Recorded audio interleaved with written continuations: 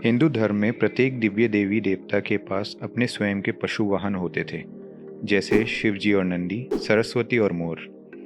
देवताओं के देवता भगवान इंद्र ऐरावत नामक एक सफ़ेद हाथी से जुड़े हुए हैं। मगर क्या आपको ये पता है, मतंग लीला के अनुसार ऐरावत का जन्म एक अंडे के छिलके से हुआ था। एक बार भगवान इंद्र को अपने लिए एक पशु वाहन की आवश्यकता के बारे में ख्याल आया।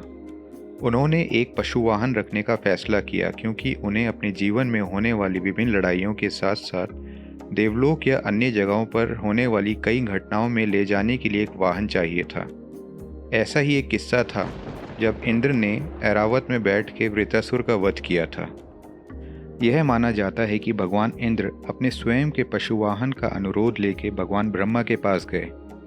उनका अनुरोध सुनकर भगवान ब्रह्मा ने भगवान इंद्र को अगले दिन वापस आने के लिए कहा और ये भी कहा कि उनके पास उनका एक अपना हाथी होगा।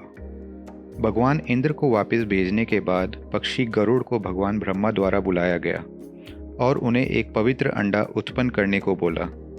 उनके अनुसार ये गरुड़ पक्षी द्वारा दिया गया पवित्र अंडा एक हाथी को जीवन प्रदान करेगा। फिर उस गरुड़ ने एक अंडा दिया और उसे ब्रह्मलोक में गिरा दिया। ऐसा कहा जाता है कि इस अंडे के गिरने से बहुत तेज़ आवाज़ हुई थी।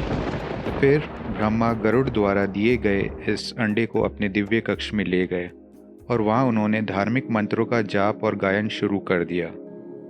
जैसे जैसे ब्रह्मा ने आगे जाप करना जारी रखा, अंडा छोटी छोटी जगहों से फूटना शुरू हो गया। यह तब तक टूटता रहा जब तक कि यह खुल नहीं गया। जैसे ही अंडा फूटा, उसमें से 4 दांतों और 7 सूंडों वाला एक बड़ा हाथी बाहर निकला। जैसे ही हाथी अपने अंडे से बाहर आया, भगवान ब्रह्मा ने उसको ऐरावत कहा, इसलिए इस हाथी का नाम ऐरावत रख दिया गया।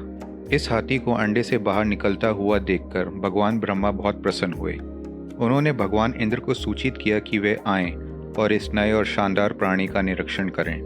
भगवान ब्रह्मा के संदेश के बारे में जानने के बाद भगवान इंद्र जल्द ही वहां पहुंचे और उनके सामने बड़े सुंदर सफ़ेद हाथी ऐरावत को देख के वह बहुत प्रसन्न हुए और उसको अपने घर ले गए, जहां कहा जाता है कि ऐरावत सदैव उनके साथ रहा।